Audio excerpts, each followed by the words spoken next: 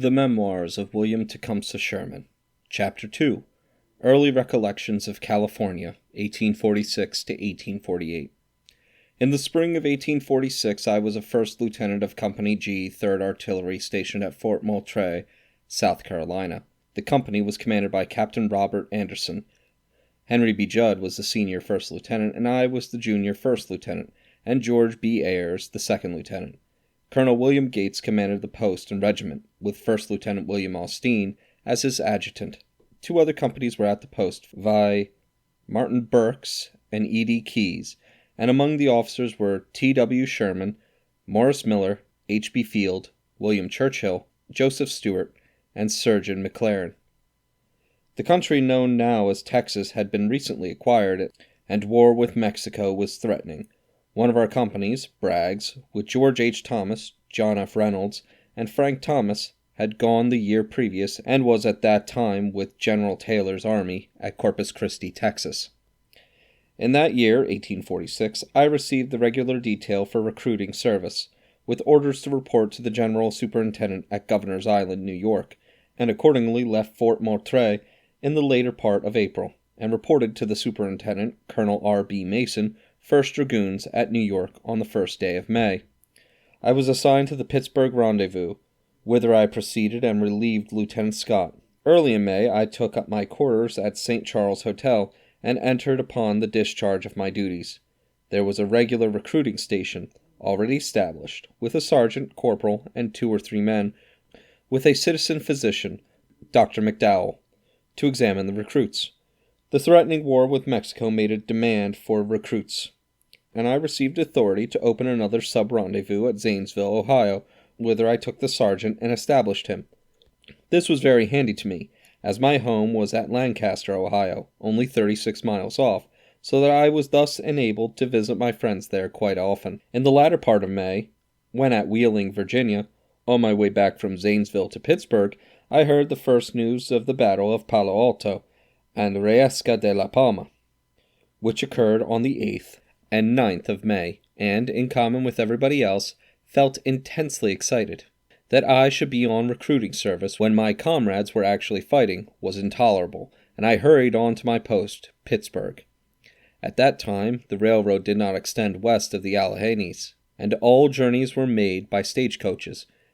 In this instance, I was traveled from Zanesville to Wheeling, thence to Washington, Pennsylvania, and thence to Pittsburgh by stagecoach. On reaching Pittsburgh, I found many private letters, one from Ord, then a first lieutenant in Company F, 3rd Artillery, at Fort McHenry, Baltimore, saying that his company had just received orders from California and asking me to apply for it. Without committing myself to that project, I wrote to the Adjutant General R. Jones at Washington, D.C., asking him to consider me as an applicant for any active service, and saying that I would willingly forego the recruiting detail, which I well knew plenty of others would jump at.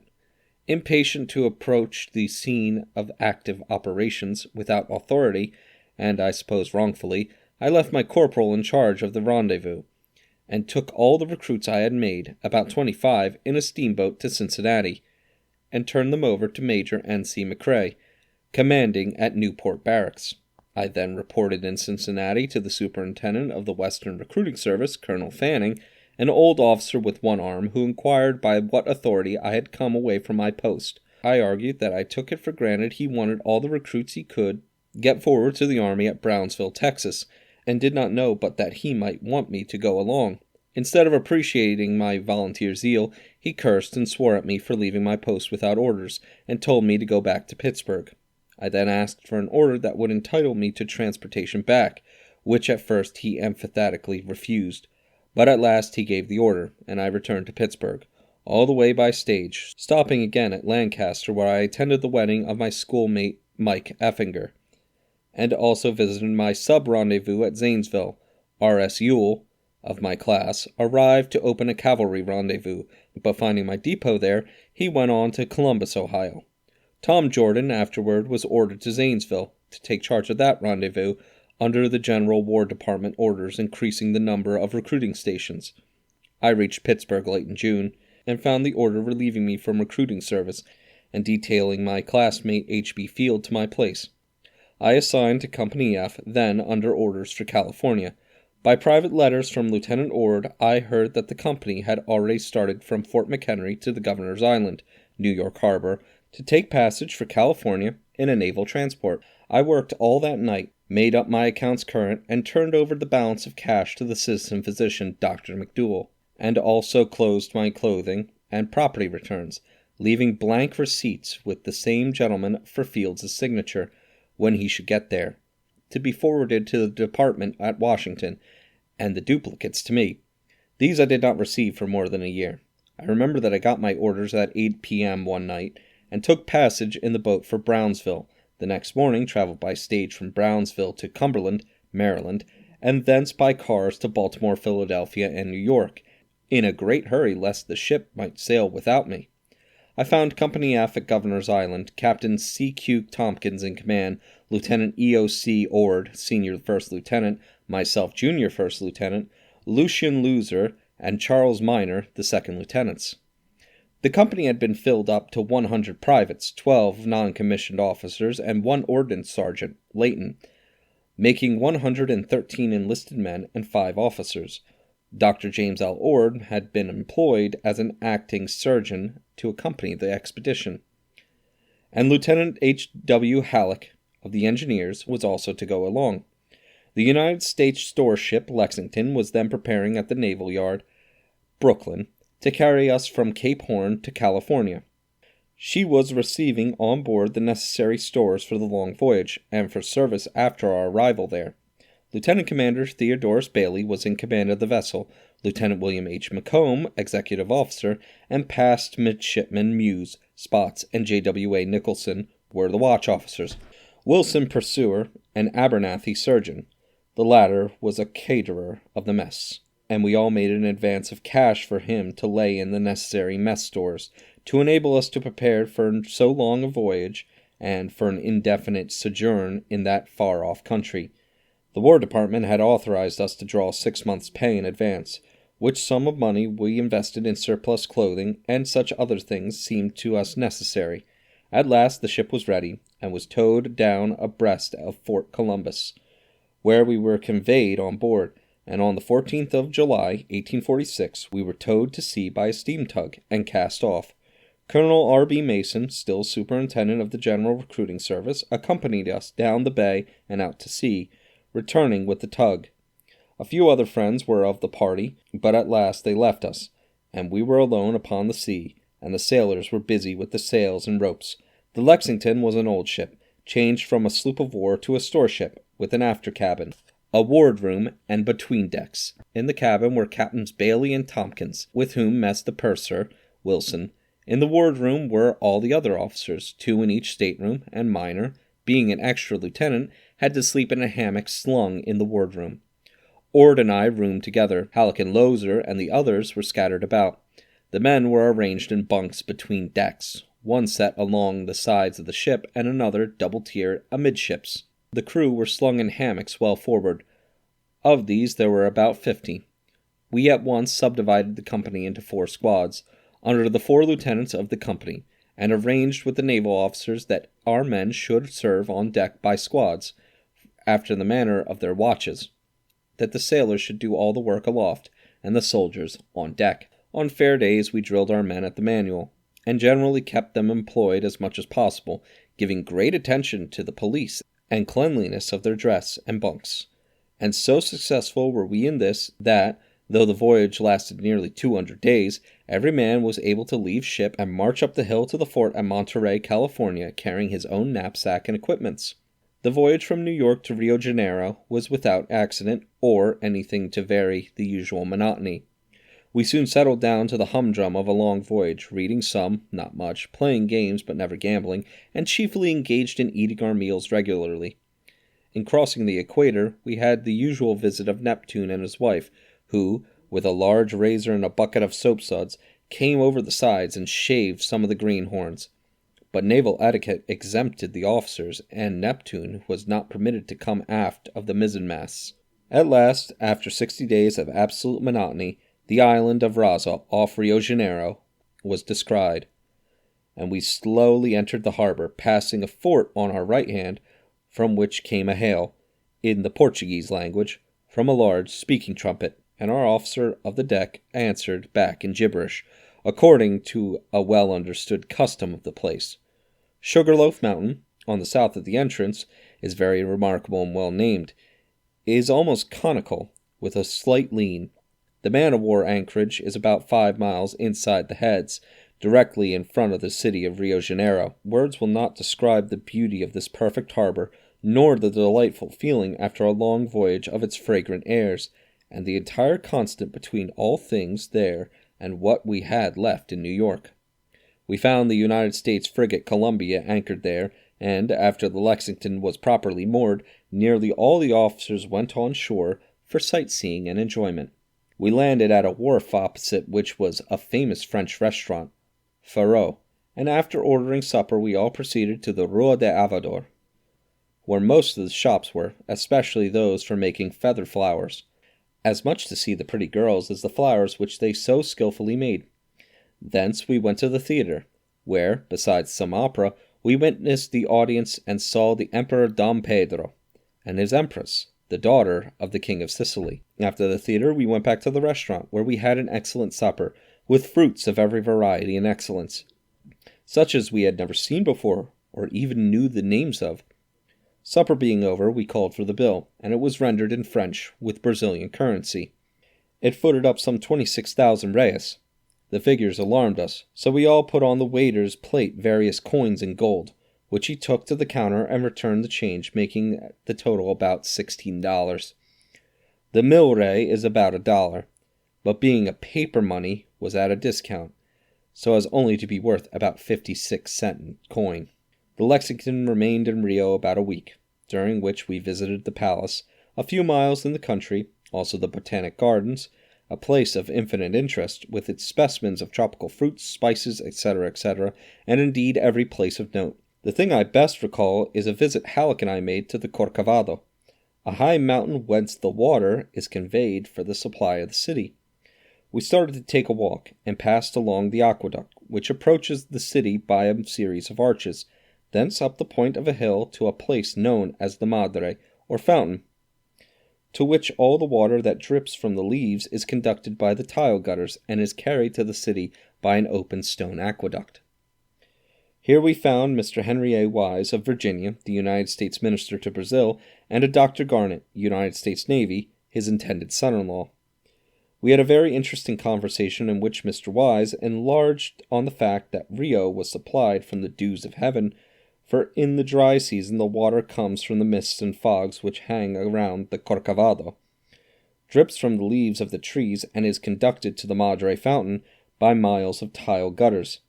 Halleck and I continued our ascent of the mountain, catching from points of the way magnificent views of the scenery round about Rio Janeiro. We reached near the summit what was called the Emperor's Coffee Plantation, where we saw coffee berries in their various stages, and the scaffolds on which the berries were dried before being cleaned. The coffee tree reminded me of the red haw tree of Ohio, and the berries were somewhat like those of the same tree, 2 grains of coffee being enclosed in one berry. These were dried and cleaned of the husk by hand or by machinery. A short, steep ascent from this place carried us to the summit, from which is beheld one of the most picturesque views on earth. The Oregon Mountains to the west and north, the ocean to the east, the city of Rio with its red-tiled houses at our feet, and the entire harbor like a map spread out, with innumerable bright valleys, make up a landscape that cannot be described by mere words. This spot is universally visited by strangers, and has often been described after enjoying it immeasurably. We returned to the city by another route, tired but amply repaid by our long walk. In due time all had been done that was requisite, and the Lexington put to sea and resumed her voyage. In October we approached Cape Horn. The first land descried was Staten Island, white with snow, and the ship seemed to be aiming for the channel to its west, Straits of Le Maire, but her course was changed, and we passed around to the east. In time we saw Cape Horn, an island rounded like an oven, after which it takes its name, Hornos, oven. Here we experienced very rough weather, buffering about under storm staysails, and spending nearly a month before the wind favored our passage and enabled the course of the ship to be changed for Valparaiso. One day we sailed parallel with a French sloop of war, and it was sublime to watch the two ships rising and falling in those long, deep swells of the ocean. All the time we were followed by the usual large flocks of Cape pigeons and albatrosses of every color. The former resembled the common barn pigeons exactly, but are in fact gulls of beautiful and varied colors, mostly dove color. We caught many with fishing lines baited with pork. We also took in the same way many albatrosses. The white ones are very large, and their down is equal to that of the swan. At last Cape Horn and its swelling seas were left behind, and we reached Valparaiso in about 60 days from Rio. We anchored in the open roadstead, and spent there about 10 days visiting the usual places of interest. In foretop, maintop, mizzentop, etc., Halleck and Ord went up to Santiago, the capital of Chile, some 60 miles inland, but I did not go. Valparaiso did not impress me favorably at all. Seen from the sea, it looked like a long string of houses along the narrow beach, surmounted with red banks of earth, with little verdure, and no trees at all. Northward, the space widened out somewhat, and gave room for a plaza, but the mass of houses in that quarter were poor. We were there in November, corresponding to our early spring, and we enjoyed the large strawberries which abounded. The Independence frigate, Commodore Shubrick, came in while we were there, having overtaken us, bound also for California. We met there also the sloop of war Levant, from California, and from the officers heard of many of the events that had transpired about the time the Navy, under Commodore Sloat, had taken possession of the country. All the necessary supplies being renewed in Valparaiso, the voyage was resumed. For nearly 40 days we had uninterrupted favorable winds, being in the trades, and, having settled down to sailor habits, time passed without notice. We had brought with us all books we could find in New York and California, and had read them over and over again. Wilkes's Exploring Expedition, Dana's 2 Years Before the Mast, and Forbes's Account of the Missions. It was generally understood we were bound for Monterey, then the capital of Upper California. We knew, of course, that General Kearny was en route for the same country overland, that Fremont was there with his exploring party, that the Navy had already taken possession, and that a regiment of volunteers, Stevenson's, was to follow us from New York. But nevertheless we were impatient to reach our destination. About the middle of January the ship began to approach the California coast, of which the captain was duly cautious, because the English and Spanish charts differed some 15 miles in the longitude, and on all the charts a current of 2 miles an hour was indicated northward along the coast. At last land was made one morning, and here occurred one of those accidents so provoking after a long and tedious voyage. Macomb, the master and regular navigator, had made the correct observations, but Nicholson during the night, by an observation on the North Star, put the ship some 20 miles farther south than was the case by the regular reckoning, so that Captain Bailey gave directions to alter the course of the ship more to the north, and to follow the coast up, and to keep a good lookout for Point Pinos, that marks the location of Monterey Bay. The usual north wind slackened, so that when noon allowed Macomb to get a good observation, it was found that we were north of Año Nuevo, the northern headland of Monterey Bay. The ship was put about, but little by little arose one of those southeast storms so common on the coast in winter, and we buffeted about for several days, cursing that unfortunate observation of the North Star, for, on first sighting the coast, had we turned for Monterey, instead of away to the north, we would have been snugly anchored before the storm. But the southeaster abated, and the usual northwest wind came out again, and we sailed steadily down into the roadstead of Monterey Bay. This is shaped somewhat like a fishhook, the bar being the harbor, the point being Point Pinos, the south the southern headland. Slowly the land came out of the storm, the high mountains about Santa Cruz, the low beach of the Salinas, and the strongly marked ridge terminating in the sea in a point of dark pine trees. Then the line of whitewashed houses of adobe, backed by the groves of dark oaks resembling old apple trees, and then we saw 2 vessels anchored close to the town. One was a small merchant brig, and another a large ship apparently dismasted. At last we saw a boat coming out to meet us, and when it came alongside, we were surprised to find Lieutenant Henry Wise, master of the Independence frigate, that we had left at Valparaiso. Wise had come off to pilot us to our anchorage.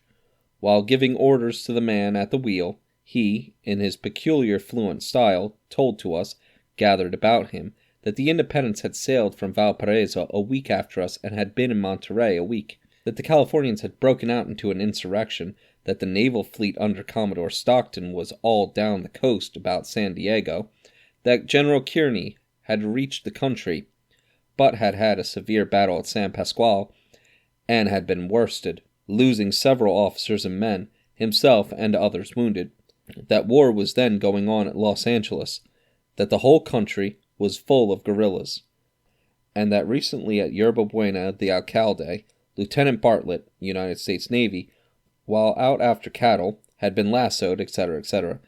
Indeed, in the short space of time that Wise was piloting our ship in, he told us more news than we could have learned on shore in a week, and, being unfamiliar with the great distances, we imagined that we should have to debark and begin fighting at once.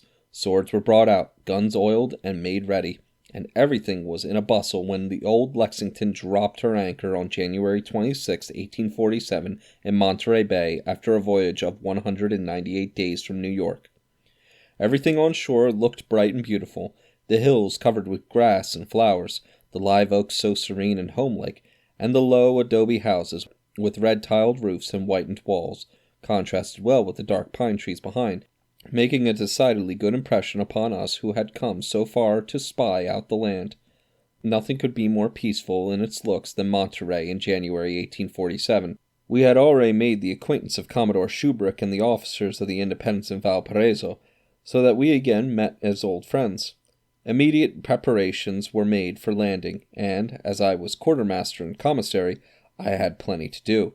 There was a small wharf and an adobe custom house in possession of the Navy, also a barrack of 2 stories occupied by some Marines, commanded by Lieutenant Maddox, and on a hill to the west of the town had been built a 2-story blockhouse of hewed logs occupied by a guard of sailors under command of Lieutenant Baldwin, United States Navy. Not a single modern wagon or cart was to be had in Monterey, nothing but the old Mexican cart with wooden wheels, drawn by 2 or 3 pairs of oxen, yoked by the horns. A man named Tom Cole had 2 or more of these, and he came into immediate requisition. The United States Consul, and most prominent man there at the time, was Thomas O. Larkin, who had a store and a pretty good 2-story house occupied by his family. It was soon determined that our company was to land and encamp on the hill at the blockhouse, and we were also to have possession of the warehouse, or custom house, for storage. The company was landed on the wharf, and we all marched in full dress with knapsacks and arms, to the hill and relieved the guard under Lieutenant Baldwin. Tents and camp equipage were hauled up, and soon the camp was established. I remained in a room at the custom house, where I could superintend the landing of the stores and their proper distribution. I had brought out from New York $20,000 commissary funds and $8,000 quartermaster funds, and as the ship contained about 6 months' supply of provisions, also a sawmill, gristmill, and almost everything needed, we were soon established comfortably. We found that the people of Monterey, a mixed set of Americans, native Mexicans, and Indians, about 1,000 all told. They were kind and pleasant, and seemed to have nothing to do, except such as owned ranches in the country for the rearing of horses and cattle. Horses could be bought at any price from $4 up to $16, but no horse was ever valued above a doubloon or Mexican ounce, $16. Cattle cost $8.50 for the best, and this made beef net about 2 cents a pound, but at that time nobody bought beef by the pound, but by the carcass. Game of all kinds, elk, deer, wild geese, and ducks were as abundant, but coffee, sugar, and small stores were rare and costly. There were some half-dozen shops or stores, but their shelves were empty. The people were very fond of riding, dancing, and of shows of any kind. The young fellows took great delight in showing off their horsemanship, and would dash along, picking up a $50 from the ground, stop their horses in full career, and turn about on the space of a bullock's hide. And their skill with the lasso was certainly wonderful. At full speed they could cast their lasso about the horns of a bull, or so throw it as to catch any particular foot. These fellows would work all day on horseback in driving cattle or catching wild horses, for a mere nothing, but all the money offered would not have hired one of them to walk a mile. The girls were very fond of dancing, and they did dance gracefully and well. Every Sunday, regularly, we had a baile, or dance, and sometimes interspersed through the week. I remember very well, soon after our arrival, that we were all invited to witness a play called Adam and Eve. Eve was personated by a pretty young girl known as Dolores Gomez, who, however, was dressed very unlike Eve, for she was covered with a petticoat and spangles. Adam was personated by her brother, the same who has since become somewhat famous as the person on whom is founded the McGarren claim. God Almighty was personated, and heaven's occupants seemed very human. Yet the play was pretty, interesting, and elicited universal applause. All the month of February we were by day preparing for our long stay in the country, and at night making the most of the balls and parties of the most primitive kind, picking up a smattering of Spanish, and extending our acquaintance with the people and the costumbres del país. I can well recall that Ord and I, impatient to look inland, got permission and started for the mission of San Juan Bautista. Mounted on horses, and with our carbines, we took the road by El Toro, quite a prominent hill, around which passes the road to the south, following the Salinas or Monterey River. After about 20 miles over a sandy country covered with oak bushes and scrub, we entered quite a pretty valley in which there was a ranch at the foot of the Toro. Resting there a while and getting some information, we again started in the direction of a mountain to the north of the Salinas, called the Gavillano. It was quite dark when we reached the Salinas River, which we attempted to pass at several points, but found it full of water, and the quicksands were bad. Hearing the bark of a dog, we changed our course in that direction, and, on hailing, we were answered by voices which directed us where to cross. Our knowledge of the language was limited, but we managed to understand, and to flounder through the sand and water, and reached a small adobe house on the banks of the Salinas, where we spent the night. The house was a single room, without floor or grass, only a rude door, and a window with bars. Not a particle of food but meat, yet the man and woman entertained us with the language of lords, put themselves, their house, and everything at our disposition, and made little barefoot children dance for our entertainment. We made our supper of beef, and slept on a bullock's hide on the dirt floor. In the morning we crossed the Salinas plain, about 15 miles of level ground, taking a shot occasionally at wild geese, which abounded there, and entering the well-wooded valley that comes out from the foot of the Gavillano. We had cruised about all day, and it was almost dark when we reached the house of Señor Gomez, father of those who at Monterey had performed the parts of Adam and Eve. His house was a 2-story adobe, and had a fence in front. It was situated well up among the foothills of the Gavillano, and could not be seen until within a few yards. We hitched our horses to the fence, and went in just as Gomez was about to sit down to a tempting supper of stewed hare and tortillas. We were officers and caballeros, and could not be ignored. After turning our horses to grass, at his invitation we joined him at supper. The allowance, though ample for one, was rather short for 3, and I thought the Spanish grandiloquent politeness of Gomez, who was fat and old, was not over cordial. However, down we sat, and I was helped to a dish of rabbit, with what I thought to be an abundant sauce of tomato. Taking a good mouthful, I felt as though I had taken liquid fire. The tomato was chili colorado, or red pepper, of the purest kind. It nearly killed me, and I saw Gomez's eyes twinkle, for he saw that his share of supper was increased. I contented myself with bits of the meat, and an abundant supply of tortillas. Ord was better case-hardened, and stood it better. We stayed at Gomez's that night, sleeping, as all did, on the ground, and the next morning we crossed the hill by the bride path to the old mission of San Juan Bautista. The mission was in the beautiful valley, very level, and bounded on all sides by hills. The plain was covered with wild grasses and mustard, and had abundant water. Cattle and horses were seen in all directions, and it was manifest that the priests who first occupied the country were good judges of land. It was Sunday, and all the people, about 100, had come to church from the country round about. Ord was somewhat of a Catholic, and entered the church with the clanking spurs, and kneeled down, attracting the attention of all, for he had on the uniform of an American officer. As soon as church was out, all rushed to the various sports. I saw the priest, with his gray robes tucked up, playing at billiards. Others were cockfighting, and some at horse racing. My horse had become lame, and I resolved to buy another. As soon as it was known that I wanted a horse, several came for me, and displayed their horses by dashing past and hauling them up short. There was a fine black stallion that attracted my notice, and, after trying him myself, I concluded a purchase. I left with the seller my own lame horse, which he was to bring to me at Monterey, when I was to pay him $10 for the other. The mission of San Juan bore the marks of high prosperity at a former period, and had a good pear orchard just under the plateau where stood the church. After spending the day, Ord and I returned to Monterey, about 35 miles by a shorter route, thus passed the month of February, and though there were no mails or regular expresses, we heard occasionally from Yerba Buena and Sutter's Fort to the north, and from the Army and Navy about Los Angeles at the south.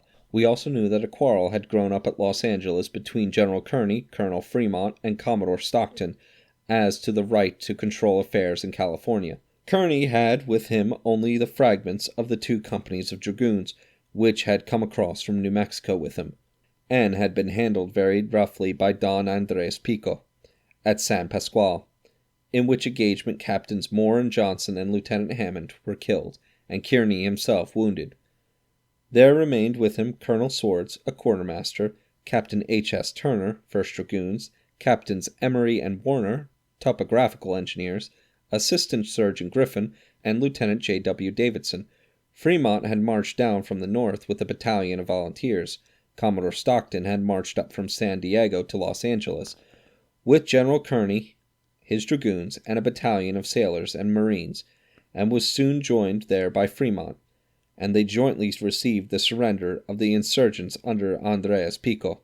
We also knew that General R.B. Mason had been ordered to California, that Colonel John D. Stevenson was coming out of California with a regiment of New York volunteers, that Commodore Shubrick had orders also from the Navy Department to control matters afloat, that General Kearny, by virtue of his rank, had the right to control all the land forces in the service of the United States, and that Fremont claimed the same right by virtue of a letter he had received from Colonel Benton, then a senator, and a man of great influence with Polk's administration, so that among the younger officers the query was quite natural.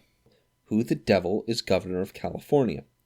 One day I was on board the Independence frigate dining with the ward-room officers, when a war vessel was reported in the offing, which in due time was made out to be the Seine, Captain Dupont.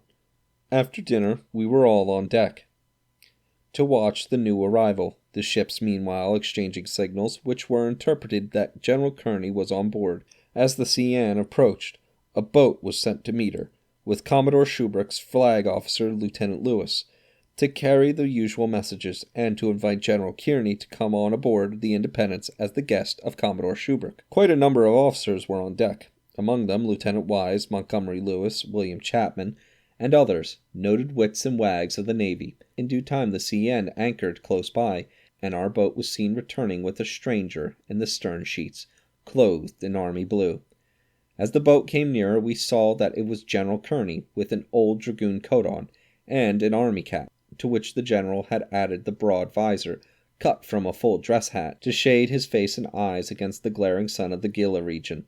Chapman exclaimed, "Fellows, the problem is solved.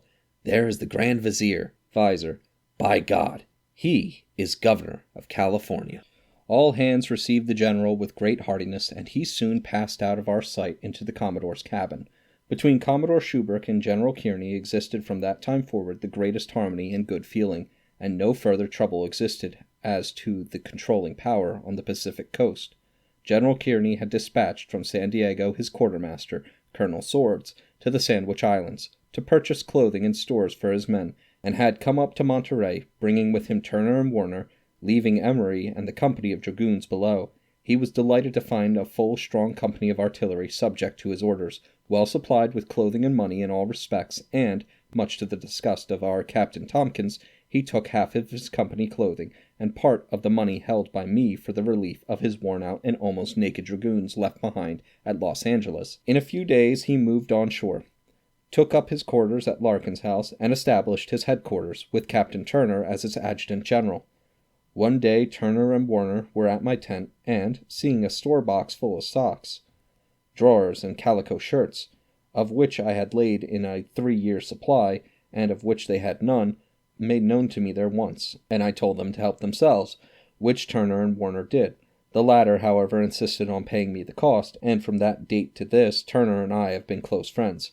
Warner, poor fellow, was afterward killed by Indians. Things gradually came into shape. A semi-monthly courier line was established from Yerba Buena to San Diego, and we were thus enabled to keep peace with events throughout the country. In March, Stevenson's regiment arrived. Colonel Mason also arrived by sea from Callao in the store ship Erie, and P. St. George Cook's battalion of Mormons reached San Luis Rey. A.J. Smith and George Stoneman were with him, and were assigned to the company of dragoons at Los Angeles. All these troops in the Navy regarded General Kearny as the rightful commander, though Fremont still remained at Los Angeles, styling himself as governor, issuing orders and holding his battalion of California volunteers in apparent defiance of General Kearny. Colonel Mason and Major Turner were sent down by sea with a paymaster, with muster rolls, and orders to muster this battalion into the service of the United States, to pay and then to muster them out. But on their reaching Los Angeles, Fremont would not consent to it, and the controversy became so angry that a challenge was believed to have passed between Mason and Fremont, but the duel never came about. Turner rode up by land in 4 or 5 days, and Fremont, becoming alarmed, followed him, as we supposed, to overtake him, but he did not succeed. On Fremont's arrival at Monterey, he camped in a tent about a mile out of town and called on General Kearny, and it was reported that the latter threatened him very severely and ordered him back to Los Angeles immediately, to disband his volunteers and to cease the exercise of authority of any kind in the country. Feeling a natural curiosity to see Fremont, who was then quite famous by reason of his recent explorations and the still more recent conflicts with Kearny and Mason, I rode out to his camp, and found him in a conical tent with one Captain Owens, who was a mountaineer, trapper, etc., but originally from Zanesville, Ohio. I spent an hour or so with Fremont in his tent, took some tea with him, and left, without being much impressed with him. In due time, Colonel Swords returned from the Sandwich Islands, and relieved me as quartermaster. Captain William G. Marcy, son of the Secretary of War, had also come out in one of Stevenson's ships as an assistant commissary of subsistence, and was stationed at Monterey and relieved me as commissary, so that I reverted to the condition of a company officer. While acting as a staff officer, I had lived at the custom house in Monterey, but when relieved I took a tent in line with the other company officers on the hill where we had mess. Stevenson's regiment reached San Francisco Bay early in March 1847. 3 companies were stationed at the Presidio under Major James A. Hardy, 1 company (at Sonoma), 3 under Colonel Stevenson at Monterey, and 3 under Lieutenant Colonel Burton at Santa Barbara. One day I was down at the headquarters at Larkin's house when General Kearny remarked to me that he was going down to Los Angeles in the ship Lexington, and wanted me to go along as his aide. Of course, this was most agreeable to me. 2 of Stevenson's companies, with the headquarters and the colonel, were to go also. They embarked, and early in May we sailed for San Pedro. Before embarking, the United States line of battleship, Columbus, had reached the coast from China with Commodore Biddle, whose rank gave him the supreme command of the Navy on the coast. He was busy in calling in lassooing from the land service the various naval officers who under Stockton had been doing all sorts of military and civil service on shore. Knowing that I was to go down the shore with General Kearny, he sent me and handed me 2 unsealed parcels addressed to Lieutenant Wilson, United States Navy, and Major Gillespie, United States Marines, at Los Angeles. These were written orders pretty much in these words: On receipt of this order, you will repair at once on board the United States ship Lexington at San Pedro, and on reaching Monterey, you will report to the undersigned James Biddle. Of course, I executed my part to the letter, and these officers were duly lassooed. We sailed down the coast with a fair wind, and anchored inside the kelp abreast of Johnson's house. Messages were forthwith dispatched up to Los Angeles, 20 miles off, and preparations for horses made for us to ride up. We landed, and, as Kearny held my arm in ascending the steep path up the bluff, he remarked to himself rather than to me that it was strange that Fremont did not want to return north by the Lexington on account of seasickness, but preferred to go by land over 500 miles. The younger officers had been discussing what the general would do with Fremont, who was supposed to be in a state of mutiny. Some thought he would be tried and shot, some that he would be carried back in irons, and all agreed that if anyone else than Fremont had put on such airs, and had acted as he had done, Kearny would have shown him no mercy, for he was regarded as the strictest sort of disciplinarian. We had a pleasant ride across the plain which lies between the seashore and Los Angeles, which we reached in about 3 hours, the infantry following on foot. We found Colonel P.T. St. George Cook living at the house of Mr. Pryor and the company of dragoons, with A.J. Smith, Davidson, Stoneman, and Dr. Griffin, quartered in an adobe house close by. Fremont held his court in the only 2-story frame house in the place. After some time spent at Pryor's house, General Kearny ordered me to call on Fremont to notify him of his arrival, and that he desired to see him. I walked round to the house which had been pointed out to me as his, inquired of a man at the door if the colonel was in, was answered yes, and was conducted to a large room on the 2nd floor, where very soon Fremont came in, and I delivered my message. As I was on the point of leaving, he inquired where I was going to, and I answered that I was going back to Pryor's house, where the general was, when he remarked that if I would wait a moment he would go along. Of course I waited, and he soon joined me, dressed much as a Californian, with the peculiar high, broad-brimmed hat, with a fancy cord, and we walked together back to Pryor's, where I left him with General Kearny. We spent several days very pleasantly at Los Angeles, then, as now, the chief pueblo of the South, famous for its grapes, fruits, and wines.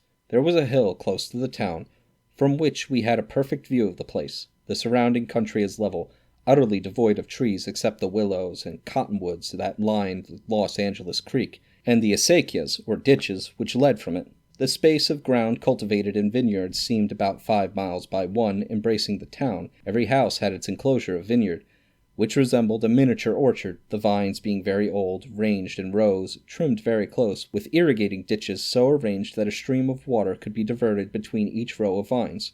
The Los Angeles and San Gabriel rivers are fed by melting snows from a range of mountains to the east, and the quantity of cultivated land depends upon the amount of water. This did not seem to be very large, but the San Gabriel River, close by, was represented to contain a larger volume of water, affording the means of greatly enlarging the space for cultivation. The climate was so moderate that oranges, figs, pomegranates, etc., were generally to be found in every yard or enclosure. At the time of our visit, General Kearny was making his preparations to return overland to the United States, and he arranged to secure a volunteer escort out of the battalion of Mormons that was then stationed at San Luis Rey, under Colonel Cook and Major Hunt. This battalion was only enlisted for 1 year, and the time for their discharge was approaching, and it was generally understood that the majority of the men wanted to be discharged so as to join the Mormons who had halted at Salt Lake. But a lieutenant and about 40 men volunteered to return to Missouri as the escort of General Kearny. These were mounted on mules and horses, and I was appointed to conduct them to Monterey by land, leaving the party at Los Angeles to follow by sea in the Lexington. I started with the Mormon detachment and traveled by land. We averaged about 30 miles a day, stopped one day at Santa Barbara, where I saw Colonel Burton, and so on by the usual traveled road to Monterey, reaching it in about 15 days, arriving some days in advance of the Lexington. This gave me the best kind of an opportunity for seeing the country, which was very sparsely populated indeed, except by a few families at the various missions. We had no wheeled vehicles, but packed our food and clothing on mules driven ahead, and we slept on the ground in the open air, the rainy season having passed. Fremont followed me by land in a few days, and, by the end of May, General Kearny was already at Monterey to take his departure, leaving to succeed him in command Colonel R.B. Mason, 1st Dragoons. Our captain, Tompkins, too, had become discontented at his separation from his family, tendered his resignation to General Kearny, and availed himself of a sailing vessel bound for Callao to reach the east. Colonel Mason selected me as his adjutant general, and on the very last day of May, General Kearny, with his Mormon escort, with Colonel Cook, Colonel Swords, quartermaster, Captain Turner, and a naval officer, Captain Radford, took his departure for the east overland, leaving us in full possession of California and its fate. Fremont also left California with General Kearny, and with him departed all cause of confusion and disorder in the country. From that time forth no one could dispute the authority of Colonel Mason as in command of all the United States forces on the shore, while the senior naval officer had a like control afloat. This was Commodore James Biddle, who had reached the station from China in the Columbus, and in turn was succeeded by Commodore T. Ap Catesby Jones in the line of battleship Ohio. At that time Monterey was our headquarters, and the naval commander for a time remained there, but subsequently San Francisco Bay became the chief naval rendezvous.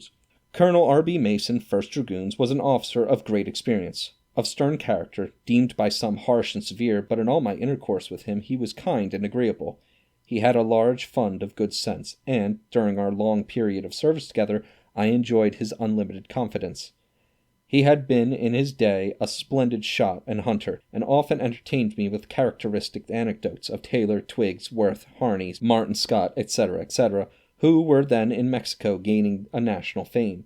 California had settled down to a condition of absolute repose, and we naturally repined at our fate in being so remote from the war in Mexico, where our comrades were reaping large honors. Mason dwelt in a house not far from the Custom House, with Captain Landman, United States Navy. I had a small adobe house back of Larkin's. Halleck and Dr. Murray had a small log house not far off.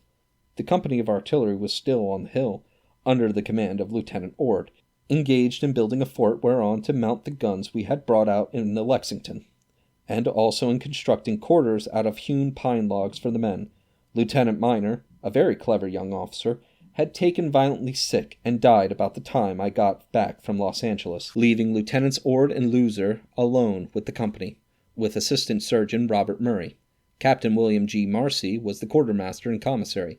Nagley's company of Stevenson's regiment had been mounted and was sent out against the Indians in the San Joaquin Valley, and Shannon's company occupied the barracks. Shortly after General Kearny had gone east, we found an order of his on record removing one Mr. Nash, the alcalde of Sonoma, and appointing to his place ex-Governor L. W. Boggs.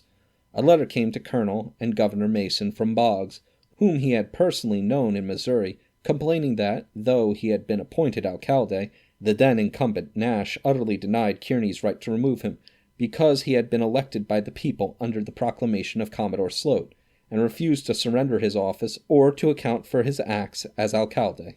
Such a proclamation had been made by Commodore Sloat shortly after the first occupation of California, announcing that the people were free and enlightened American citizens, entitled to all rights and privileges as such, and among them the right to elect their own officers, etc. The people of Sonoma town and valley, some 40 or 50 immigrants from the United States, and very few native Californians, had elected Mr. Nash, and, as stated, he refused to recognize the right of a mere military commander to eject him and to appoint another to his place. Neither General Kearny nor Mason had much respect for this kind of bunkum, but assumed the true doctrine that California was yet a Mexican province, held by right of conquest, that the military commander was held responsible to the country, and that the province should be held in statu quo until a treaty of peace. This letter of Boggs was therefore referred to Captain Brackett, whose company was stationed at Sonoma, with orders to notify Nash that Boggs was the rightful alcalde, and that he must quietly surrender his office with the books and records thereof, and that he must account for any moneys received from the sale of town lots, etc., etc., and in the event of refusal, he, Captain Brackett, must compel him by the use of force. In due time we got Brackett's answer, saying that the little community of Sonoma was in a dangerous state of effervescence caused by his orders, that Nash was backed by most of the Americans there who had come across from Missouri with American ideas, that as he, Brackett, was a volunteer officer, likely to be soon discharged, and as he designed to settle there, he asked in consequence to be excused from the execution of this, to him, unpleasant duty. Such a request, coming to an old soldier like Colonel Mason, aroused his wrath, and he would have proceeded roughshod against Brackett, who, by the way, was a West Point graduate, and ought to have known better, but I suggested to the colonel that, the case being a test one, he had better send me up to Sonoma, and I would settle it quick enough. He then gave me an order to go to Sonoma to carry out the instructions already given to Brackett. I took one soldier with me, Private Barnes, with 4 horses, 2 of which we rode, the other 2 we drove ahead. The first day we reached Gilroy's and camped by a stream near 3 or 4 adobe huts, known as Gilroy's Ranch. The next day we passed Murphy's, San Jose, and Santa Clara Mission, camping some 4 miles beyond, where a kind of hole had been dug in the ground for water. The whole of this distance, now so beautifully improved and settled, was then scarcely occupied, except by poor ranches producing horses and cattle. The pueblo of San Jose was a string of low adobe houses festooned with red peppers and garlic, and the mission of Santa Clara was a dilapidated concern, with its church and orchard. The long line of poplar trees lining the road from San Jose to Santa Clara bespoke a former period when the priests had ruled the land. Just about dark I was lying on the ground near the well, and my soldier Barnes had watered our horses and picketed them to grass, when we heard a horse crushing his way through the high mustard bushes, which filled the plain, and soon a man came to us to inquire if we had seen a saddle horse pass up the road.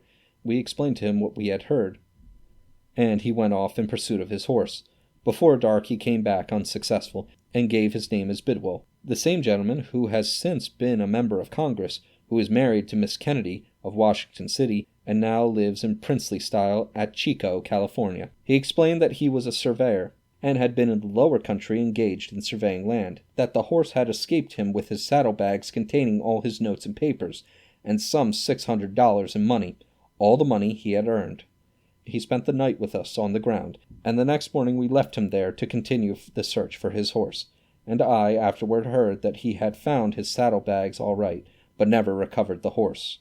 The next day toward night we approached the mission of San Francisco and the village of Yerba Buena, tired and weary, the wind as usual blowing a perfect hurricane, and a more desolate region it was impossible to conceive of. Leaving Barnes to work his way into the town as best as he could with the tired animals, I took the freshest horse and rode forward. I fell in with Lieutenant Fabius Stanley, United States Navy, and we rode into Yerba Buena together about an hour before sundown. There being nothing but a path from the mission into the town, deep and heavy with drift sand, my horse could hardly drag one foot after the other when we reached the old Hudson Bay Company's house, which was then the store of Howard and Mellis. There I learned where Captain Folsom, the quartermaster, was to be found. He was staying with the family of the name of Grimes, who had a small house back of Howard's store, which must have been near where Sacramento Street now crosses Kearny. Folsom was a classmate of mine, had come out with Stevenson's regiment as quartermaster, and was at the time the chief quartermaster of the department. His office was in the old custom house standing at the northwest corner of the plaza. He had hired 2 warehouses, the only ones there at the time, and 1 Leadsdorf, the principal man of Yerba Buena, who also owned the only public house or tavern, called the City Hotel, on Kearny Street, at the southeast corner of the plaza.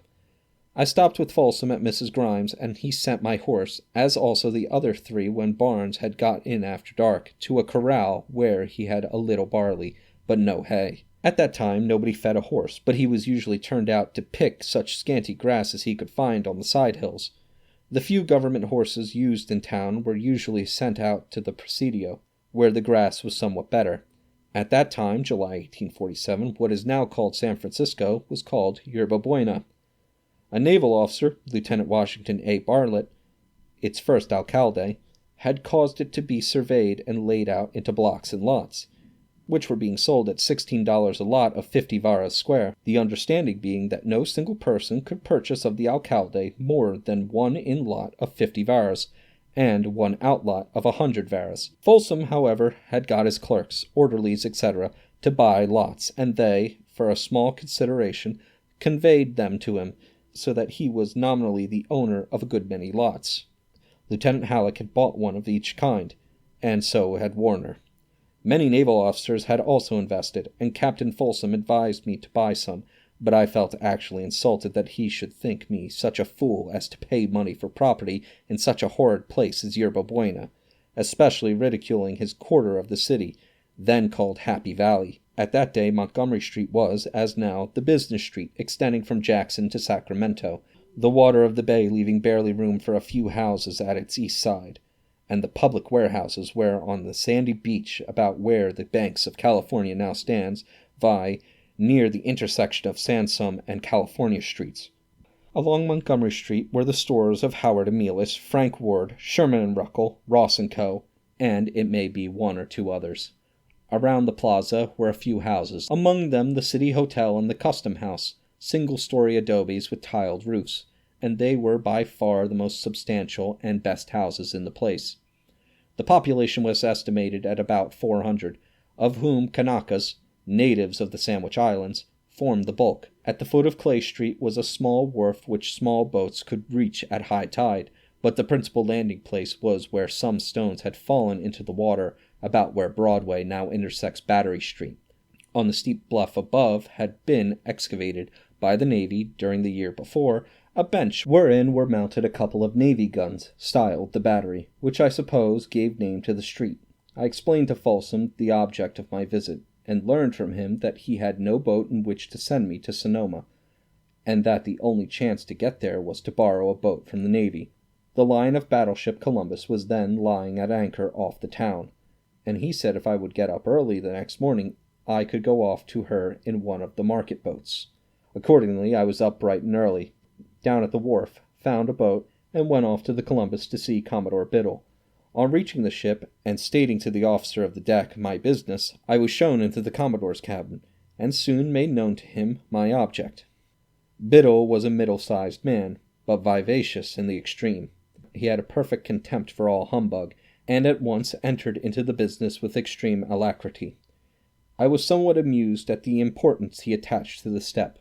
He had a chaplain, and a private secretary, and a small room latticed off from his cabin, and he first called on them to go out, and, when we were alone, he enlarged on the folly of Sloat's proclamation, giving the people the right to elect their own officers, and commended Kearny and Mason for nipping that idea in the bud, and keeping the power in their own hands. He then sent for the first lieutenant, Drayton, and inquired if there were any among the officers on board any who had ever been in the upper bay, and learning that there was a midshipman, Whitaker, he was sent for. It so happened that this midshipman had been on a frolic on shore a few nights before, and was accordingly much frightened when summoned into the Commodore's presence.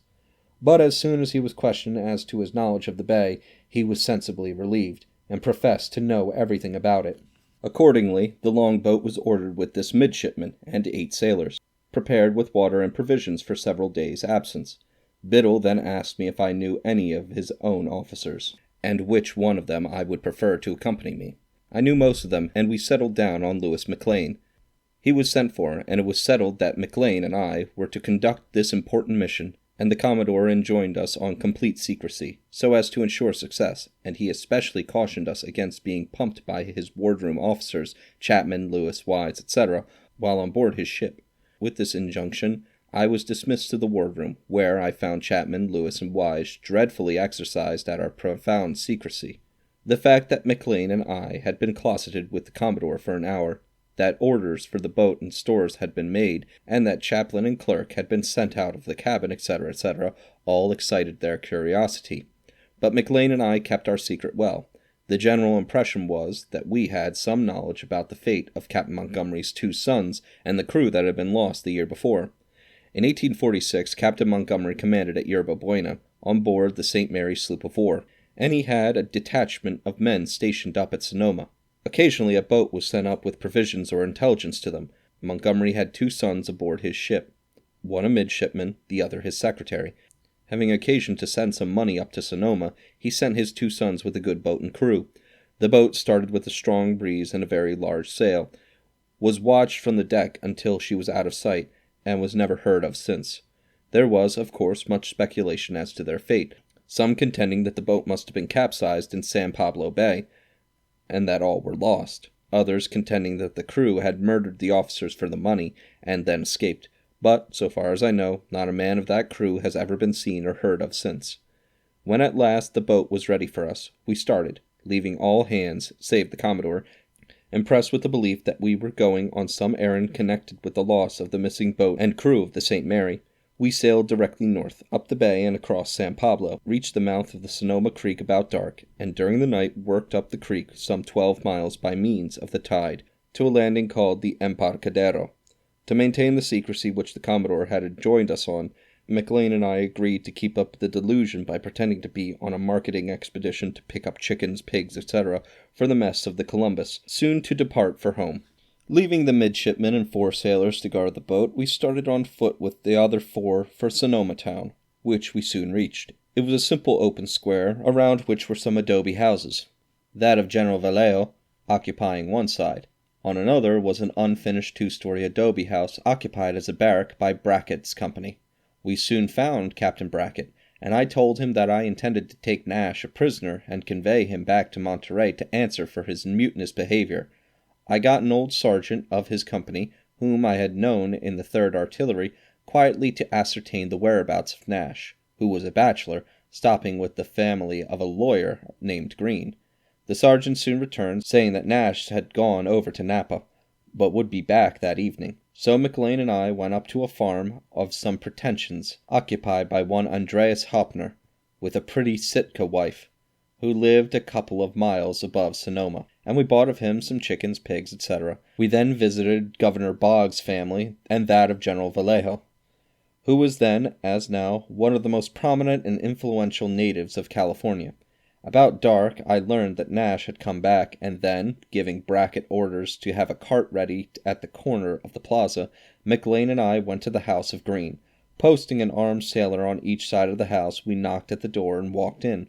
We found Green, Nash, and 2 women at supper. I inquired if Nash were in, and was first answered no, but one of the women soon pointed to him, and he rose. We were armed with pistols, and the family was evidently alarmed. I walked up to him and took his arm, and told him to come along with me. He asked me where, and I said, Monterey. Why? I would explain that more at leisure. Green put himself between me and the door, and demanded, in theatrical style, why I dared arrest a peaceable citizen in his house. I simply pointed to my pistol and told him to get out of the way, which he did. Nash asked to get some clothing, but I told him he should want for nothing. We passed out, Green following us with loud words, which brought the 4 sailors to the front door, when I told him to hush up or I would take him prisoner also. About the time one of the sailors, handling his pistol carelessly, discharged it, and Green disappeared very suddenly. We took Nash to the cart, put him in, and proceeded back to our boat. The next morning we were gone. Nash being out of the way, Boggs entered on his office, and the right to appoint or remove from civil office was never again questioned in California during the military regime. Nash was an old man, and was very much alarmed for his personal safety. He had come across the plains, and had never yet seen the sea. While on our way down the bay, I explained fully to him the state of things in California, and he admitted he had never looked on it in that light before, and professed a willingness to surrender his office, but having gone so far, I thought it best to take him to Monterey. On our way down the bay, the wind was so strong as we approached the Columbus that we had to take refuge behind Yerba Buena Island, then called Goat Island, where we landed, and I killed a gray seal.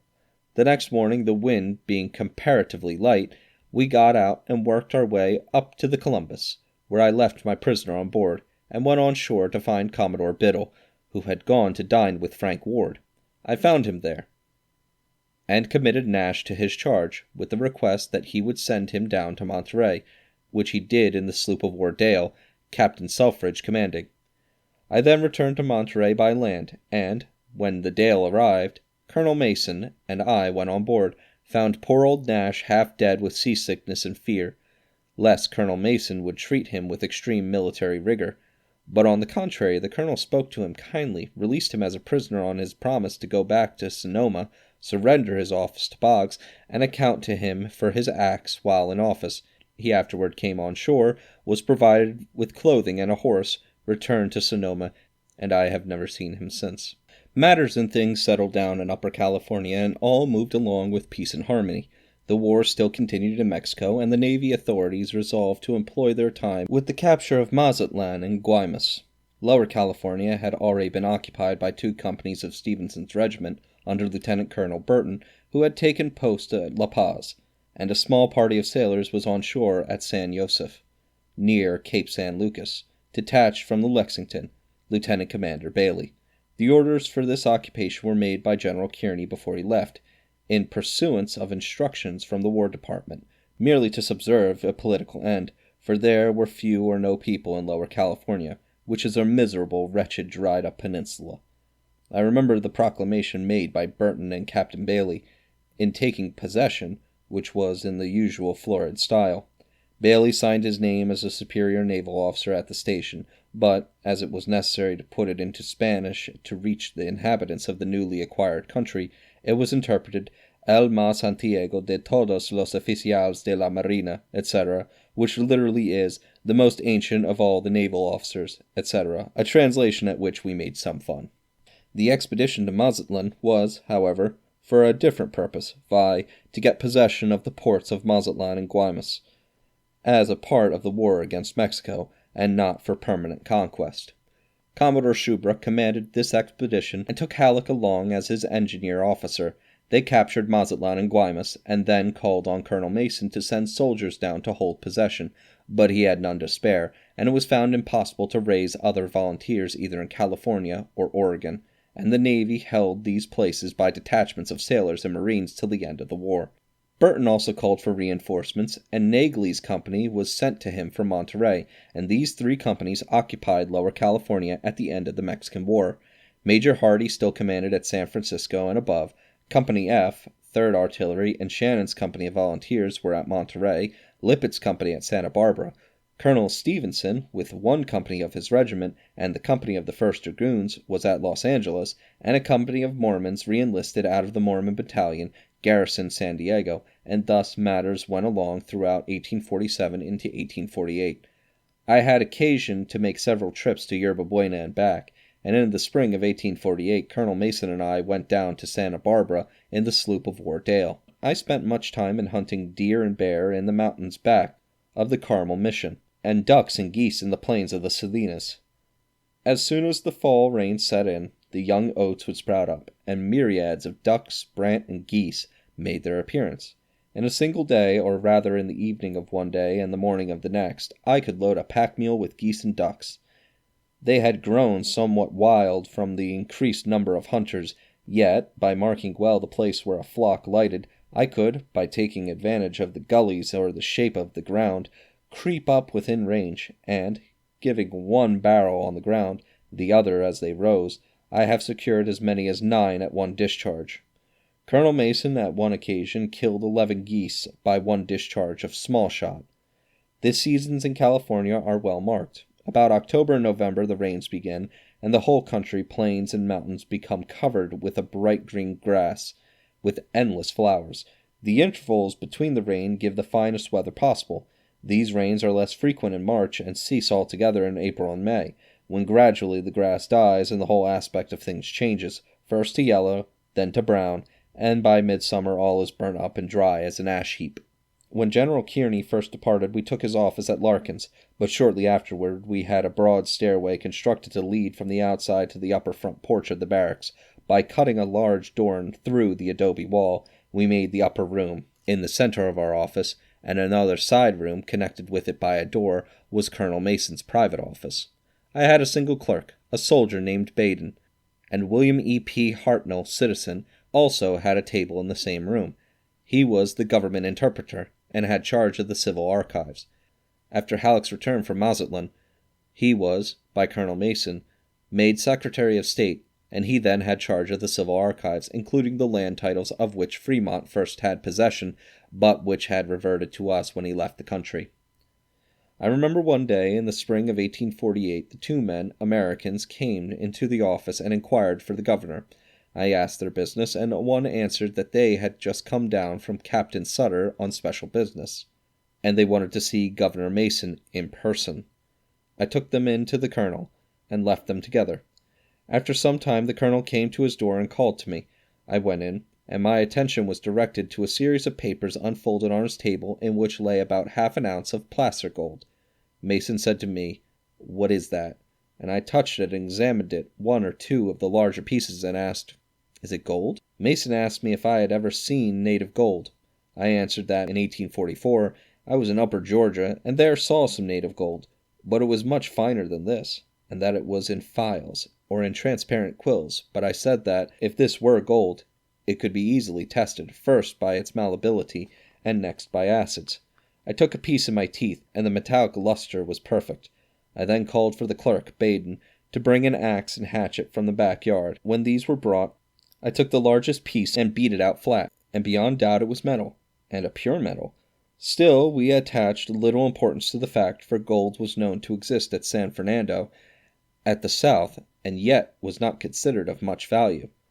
Colonel Mason then handed me a letter from Captain Sutter, addressed to him, stating that he, Sutter, was engaged in erecting a sawmill at Coloma, about 40 miles up the American Fork, above his fort at New Helvetia, for the general benefit of the settlers in that vicinity; that he had incurred considerable expense and wanted a preemption to the quarter section of land on which the mill was located, embracing the tail race in which this particular gold had been found. Mason instructed me to prepare a letter, in answer, for his signature. I wrote off a letter, reciting that California was yet a Mexican province, simply held by us as a conquest, that no laws of the United States yet applied to it, much less the land laws or preemption laws, which could only apply after a public survey. Therefore, it was impossible for the governor to promise him, Sutter, a title to the land. Yet, as there were no settlements within 40 miles, he was not likely to be disturbed by trespassers. Colonel Mason signed the letter, handed it to one of the gentlemen who had brought the sample of gold, and they departed. The gold was the first discovered in the Sierra Nevada, which soon revolutionized the whole country, and actually moved the whole civilized world. About this time, May and June 1848, far more importance was attached to quicksilver. One mine, the New Almaden, 12 miles south of San Jose, was well known, and was in possession of the agent of a Scotch gentleman named Forbes, who at the time was British consul at Tepic, Mexico. Mr. Forbes came up from the San Blas in a small brig, which proved to be a Mexican vessel. The vessel was seized, condemned, and actually sold, but Forbes was wealthy and bought her in. His title to the quicksilver mine was, however, never disputed, as he had bought it regularly, before our conquest of the country, from another British subject, also named Forbes, a resident of Santa Clara Mission, who had purchased it of the discoverer, a priest. But the boundaries of the land attached to the mine were even then in dispute.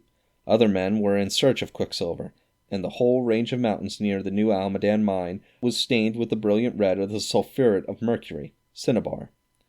A company composed of T.O. Larkin, J.R. Snyder, and others, among them one John Rickard, who was quite a character, also claimed a valuable mine nearby. Rickard was a lawyer from about Buffalo, and by some means had got to the Sandwich Islands, where he became a great favorite of the king, Kamehameha, with his attorney general, and got into a difficulty with the Reverend Mr. Judd, who was kind of a prime minister to his majesty. One or the other had to go, and Rickard left for San Francisco, where he arrived while Colonel Mason and I were there on some business connected with the customs. Rickard at once made a dead set at Mason with flattery and all sorts of spurious arguments, to convince him that our military government was too simple in its forms for the new state of facts, and that he was the man to remodel it. I heard a good deal to his prejudice, and did all I could to prevent Mason taking him into his confidence. We then started back for Monterey. Rickard was along, and night and day he was harping on his scheme, but he disgusted Colonel Mason with his flattery, and on reaching Monterey, he opened what he called a law office, but there were neither courts nor clients, so necessity forced him to turn his thoughts to something else, and quicksilver became his hobby. In the spring of 1848, an appeal came to our office from San Jose, which compelled the governor to go up in person. Lieutenant Lozer and I, with a couple of soldiers, went along. At San Jose, the governor held some kind of a court, in which Rickard and the alcalde had a warm dispute about a certain mine which Rickard, as a member of the Larkin Company, had opened within the limits claimed by the New Almaden Company. On our way up we had visited the ground, and were therefore better prepared to understand the controversy. We had found at New Almaden Mr. Walkinshaw, a fine Scotch gentleman, the resident agent of Mr. Forbes. He had built in the valley, near a small stream, a few board houses, and some 4 or 5 furnaces for the distillation of the mercury. These were very simple in their structure, being composed of whalers' kettles set in masonry. These kettles were filled with broken ore about the size of macadam stone, mingled with lime. Another kettle, reversed, formed the lid, and the seam was luted with clay. On applying heat, the mercury was volatilized and carried into the chimney stack, where it condensed and flowed back into a reservoir, and then was led in pipes into another kettle outside. After witnessing this process, we visited the mine itself, which outcropped near the apex of the hill. about 1,000 feet above the furnaces. We found wagons hauling the mineral down the hill and returning empty, and in the mines quite a number of Sonora miners were blasting and driving for the beautiful ore, cinnabar. It was then, and is now, a most valuable mine. The audit of the mine was at the apex of the hill, which drooped off to the north. We rode along this hill, and saw where many openings had been begun, but these, proving little or no value, had been abandoned. 3 miles beyond, on the west face of the hill, we came to the opening of the Larkin Company. There was evidence of a good deal of work, but the mine itself was filled up by what seemed a landslide. The question involved in the lawsuit before the alcalde at San Jose was, first, whether the mine was or was not on the land belonging to the New Almaden Company, whether the mine was or was not on the land belonging to the New Almaden property, and, next, whether the company had complied with all the conditions of the mining laws of Mexico, which were construed to be still in force in California. The laws required that anyone who discovered a valuable mine on private land should first file with the alcalde, or judge, of the district, a notice and claim for the benefit of such discovery. Then the mine was to be opened and allowed for a distance of at least 100 feet within a specified time, and the claimants must take out samples of the mineral and deposit the same with the alcalde, who was then required to inspect personally the mine, to see that it fulfilled all conditions of the law. Before he could give a written title, in this case the alcalde had been to the mine and had possession of samples of the ore, but as the mouth of the mine was closed up, as alleged, from the act of God by a landslide, it was contended by Rickard and his associates that it was competent to prove by good witnesses that the mine had been opened into the hill 100 feet, and that, by no negligence of theirs, it had caved in. It was generally understood that Robert J. Walker, United States Secretary of the Treasury, was then a partner in this mining company, and a vessel, the bark Gray Eagle, was ready at San Francisco to sail for New York with the title papers on which to base a joint stock company for speculative uses. I think the alcalde was satisfied that the law had been complied with, that he had given the necessary papers, and, as at that time there was nothing developed to show fraud, the governor, Mason, did not interfere. At that date there was no public house or tavern in San Jose where we could stop, so we started toward Santa Cruz and encamped about 10 miles out, to the west of the town, where we fell in with another party of explorers, of whom Ruckle of San Francisco was the head. And after supper, as we sat around the campfire, the conversation turned on Quicksilver in general, and the result of the contest in San Jose in particular. Mason was relating to Ruckle the points in the arguments of Rickard, that the company should not suffer from an act of God, viz. The caving in of the mouth of the mine, when a man named Cash, a fellow who had once been in the quartermaster's employ as a teamster, spoke up. "Governor Mason, did Judge Rickard say that?" "Yes," said the governor, and then Cash related how he and another man, whose name he gave, had been employed by Rickard to undermine a heavy rock that rested above the mouth of the mine, so that it tumbled down, carrying with it a large quantity of earth, and completely filled it up, as we had seen. "And," said Cash, "it took us 3 days of the hardest kind of work." This was the act of God, and on the papers procured from the alcalde at the time, I understand, was built a huge speculation, by which thousands of dollars changed hands in the United States and were lost. This happened long before the celebrated McGarahan claim, which has produced so much noise and which still is being prosecuted in the courts and in Congress. On the next day we crossed over to the Santa Cruz Mountains, from which we had sublime views of the scenery, first looking east toward the lower bay of San Francisco, with the bright plains of Santa Clara and San Jose, and then to the west upon the ocean, the town of Monterey being visible 60 miles off. If memory is correct, we beheld from that mountain the firing of a salute from the battery at Monterey, and counted the number of guns from the white puffs of smoke, but could not hear the sound. That night we slept on piles of wheat in a mill at Sokol, near Santa Cruz, and our supplies being short, I advised that we should make an early start next morning, so as to reach the ranch of Don Juan Antonio Vallejo, a particular friend who had a large and valuable cattle ranch on the Pajero River, about 20 miles on our way to Monterey. Accordingly, we were off by the first light of the day, and by 9 o'clock we had reached the ranch. It was on a high point of the plateau, overlooking the plain of the Pajero, on which were grazing numbers of horses and cattle. The house was of adobe, with a long range of adobe huts occupied by the semi-civilized Indians, who at the time did all the labor of the ranch, the herding and marking of the cattle, breaking of horses, and cultivating the little patches of wheat and vegetables which constituted all the farming of that day. Everything about the house looked deserted, and, seeing a small Indian boy leaning up against a post, I approached him and asked him in Spanish, "Where is the master?" "Gone to the Presidio." "Monterey." "Is anybody in the house?" "No." "Is it locked up?" "Yes." "Is no one about who can get in?" "No." "Have you any meat?" "No." "Have you any flour or grain?" "No." "Any chickens?" "No." "Any eggs?" "No." "What do you live on?" "Nada," nothing. The utter indifference of this boy and the tone of his answer, "Nada," attracted the attention of Colonel Mason, who had been listening to our conversation, and who knew enough of Spanish to catch the meaning, and he exclaimed with some feeling, "So we get nada for our breakfast."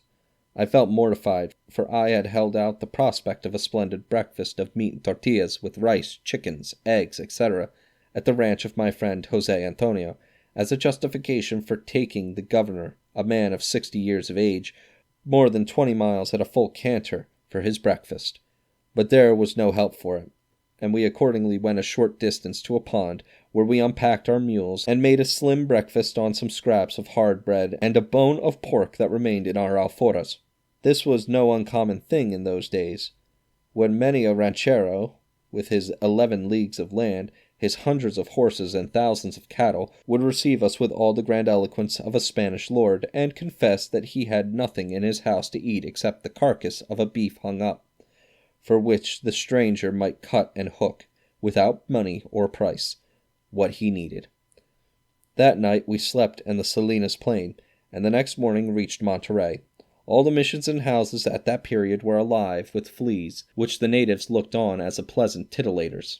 But they so tortured me, and I also gave them a wide berth, and slept on a saddle blanket, with the saddle for a pillow and the serape, or blanket, for a cover. We never feared rain except in the winter. As the spring and summer of 1848 advanced, the reports came faster and faster from the gold mines at Sutter's sawmill. Stories reached us of fabulous discoveries, and spread throughout the land. Everybody was talking of gold, gold, until it assumed the character of a fever. Some of our soldiers began to desert. Citizens were fitting out trains and wagons and pack mules to go to the mines. We heard of men earning $50, $500, and thousands of dollars per day, and for a time it seemed as though somebody would reach solid gold. Some of this gold began to come to Yerba Buena in trade, and to disrupt the value of merchandise, particularly of mules, horses, tin pans, and articles used in mining. I, of course, could not escape the infection, and at last convinced Colonel Mason that it was our duty to go up and see with our own eyes, that we might report the truth to our government. As yet we had no regular mail to any part of the United States, but mails had come to us at long intervals around Cape Horn, and one or two overland. I well remember the first overland mail. It was brought by Kit Carson in saddlebags from Taos in New Mexico. We heard of his arrival at Los Angeles, and waited patiently for his arrival at headquarters. His fame then was at its height, from the publication of Fremont's books, and I was very anxious to see a man who had achieved such feats of daring among the wild animals of the Rocky Mountains, and still wilder Indians of the plains. At last his arrival was reported at the tavern at Monterey, and I hurried to hunt him up. I cannot express my surprise at beholding a small, stoop-shouldered man with reddish hair, freckled face, soft blue eyes, and nothing to indicate extraordinary courage or daring. He spoke but little, and answered questions in monosyllables. I asked for his mail, and he picked up his light saddlebags containing the great overland mail, and we walked together to headquarters, where he delivered his parcel into Colonel Mason's own hands. He spent some days in Monterey, during which time we extracted with difficulty some items of his personal history. He was then by commission a lieutenant in the regiment of mounted rifles, serving in Mexico under Colonel Sumner, and as he could not reach his regiment from California, Colonel Mason ordered that for a time he could be assigned to duty with A.J. Smith's company, 1st Dragoons, at Los Angeles. He remained at Los Angeles some months, and was then sent back to the United States with dispatches, traveling 2,000 miles almost alone, in preference to being encumbered by a large party. Toward the close of June 1848, the gold fever being at its height, by Colonel Mason's orders, I made preparations for his trip to the newly discovered gold mines at Sutter's Fort. I selected 4 good soldiers, with Aaron, Colonel Mason's black servant, and a good outfit of horses and pack mules. We started by the usually traveled route for Yerba Buena. There, Captain Folsom and 2 citizens joined our party.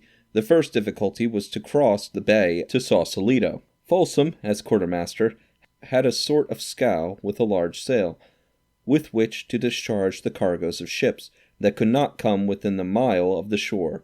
It took nearly the whole day to get the old scow up to the only wharf there, and then the water was so shallow that the scow, with its load of horses, would not float at the first high tide. But by infinite labor on the next tide she was got off and safely crossed over to Sausalito. We followed in a more comfortable schooner. Having safely landed our horses and mules, we packed up and rode to San Rafael Mission, stopping with Don Timoteo Murphy. The next day's journey took us to Bodega, where lived a man named Stephen Smith, who had the only steam sawmill in California. He had a Peruvian wife, and employed a number of absolutely naked Indians in making adobes. We spent a day very pleasantly with him, and learned that he had come to California some years before, at the personal advice of Daniel Webster, who had informed him that sooner or later the United States would be in possession of California, and that in consequence it would become a great country. From Bodega we traveled to Sonoma, by way of Petaluma, and spent a day with General Vallejo. I had been there before, as related, in the business of the alcalde Nash. From Sonoma we crossed over by way of Napa, Sassoon, and Vaca's Ranch, to the Puta. In the rainy season the plain between the Puta and Sacramento rivers is impassable, but in July the waters dry up, and we passed without trouble by the trail for Sutter's Embarcadero. We reached the Sacramento River, then full of water, with a deep, clear current. The only means of crossing over was by an Indian dug-out canoe. We began by carrying across our packs and saddles, and then our people. When all things were ready, the horses were driven into the water, one being guided ahead by a man in a canoe. Of course, the horses and mules at first refused to take the water, and it was nearly a day's work to get them across, and even then some of our animals after crossing escaped into the woods and undergrowth that lined the river, but we secured enough of them to reach Sutter's Fort, 3 miles back from the Embarcadero, where we encamped at the Old Slough, or pond, near the fort. On application, Captain Sutter sent some Indians back into the bushes, who recovered and brought in all our animals. At the time there was not the sign of a habitation there or thereabouts, except the fort, and an old adobe house east of the fort, known as the hospital. The fort itself was one of the adobe walls, about 20 feet high, rectangular in form, with 2-story blockhouses at diagonal corners. The entrance was by a large gate, open by day and closed at night, with 2 iron ship's guns near at hand. Inside there was a large house, with a good shingle roof, used as a storehouse, and all around the walls were ranged rooms, the fort walls being the outer wall of the house. The inner wall, also, was of adobe. These rooms were used by Captain Sutter himself and by his people. He had a blacksmith shop, carpenter's shop, etc., and other rooms where the women made blankets. Sutter was monarch of all he surveyed, and had authority to inflict punishment even unto death, a power he did not fail to use. He had horses, cattle, and sheep, and of these he gave liberally and without price to all in need. He caused to be driven into our camp a beef and some sheep, which were slaughtered for our use. Already the gold mines were beginning to be felt. Many people were then encamped, some going and some coming, all full of gold stories, and each surpassing the other. We found preparations in progress for celebrating the 4th of July, then close at hand, and we agreed to remain over to assist the occasion. Of course, being the high officials, we were honored guests. People came from a great distance to attend this celebration of the 4th of July, and the tables were laid in the large room inside the storehouse of the fort. A man of some note, named Sinclair, presided, and after a substantial meal and a reasonable supply of aguardiente, we began the toasts. All that I remember is that Folsom and I spoke for our party. Others, Captain Sutter included, made speeches, and before the celebration was over, Sutter was enthusiastic, and many others showed the effects of the aguardiente. The next day, namely July 5, 1848, we resumed our journey toward the mines, and, in 25 miles of as hot and dusty a ride as possible, we reached Mormon Island. I have heretofore stated that the gold was first found in the trail race of the sawmill at Coloma, 40 miles above Sutter's Fort, or 15 above Mormon Island, in the bed of the American Fork of the Sacramento River. It seems that Sutter had employed an American named Marshall, a sort of millwright, to do this work for him. But Marshall afterward claimed that in the matter of the sawmill they were co-partners. At all events, Marshall and the family of Mr. Wilmer were living at Coloma, where the pine trees afforded the best material for lumber. He had under him 4 white men, Mormons, who had been discharged from Cook's battalion, and some Indians. These were engaged in hewing logs, building a mill dam, and putting up a sawmill. Marshall, as the architect, had made the tub wheel, and had set it in motion, and had also furnished some of the rude parts of machinery necessary for an ordinary up-and-down sawmill. Labor was very scarce, expensive, and had to be economized. The mill was built over a dry channel of the river, which was calculated to be the tail race. After arranging his head race, dam, the tub wheel, he let on the water to test the goodness of his machinery.